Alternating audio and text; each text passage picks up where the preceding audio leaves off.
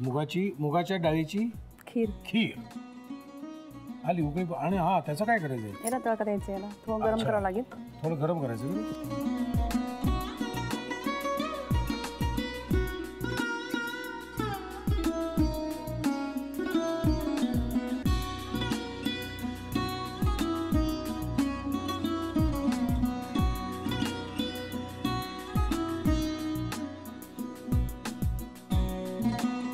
याच्यावर काय करायचं? झाकण ठेवायचं आपल्याला? हा नाही, हे याचा तडका देऊन लगेच झाकण ठेवायचं. हे झालं गरम. देऊ तडका याचा.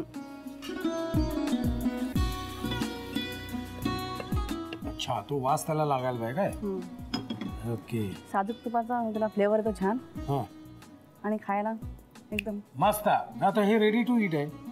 लिहून घ्या साहित्य आणि कृती. मुगाच्या डाळीची खीर करण्यासाठी लागणारे साहित्य: गूळ, नारळाचं दूध, मीठ घालून शिजवलेली मुगाची डाळ, अंजीर, साजूक तूप, भिजवलेला साबुदाणा, वेलची पूड, बारीक चिरलेलं ओलं खोबरं, चारोळी आणि मीठ. कृती: छोट्या फ्राईंग पॅन मध्ये साजूक तूप घेऊन त्यामध्ये बारीक चिरलेलं ओलं खोबरं आणि चारोळी नीट परतून घ्यावी. दुसऱ्या फ्राईंग पॅन मध्ये शिजवलेली मुगाची डाळ घेऊन त्यामध्ये नारळाचं दूध, गूळ, भिजवलेला साबुदाणा, वेलची पूड, अंजीरचे तुकडे आणि पाणी घालून सर्व मिश्रण नीट मिसळून एक उकळी काढावी. तयार मिश्रणावर खोबऱ्याचा तडका देऊन मुगाच्या डाळीची खीर सर्व्ह करावी.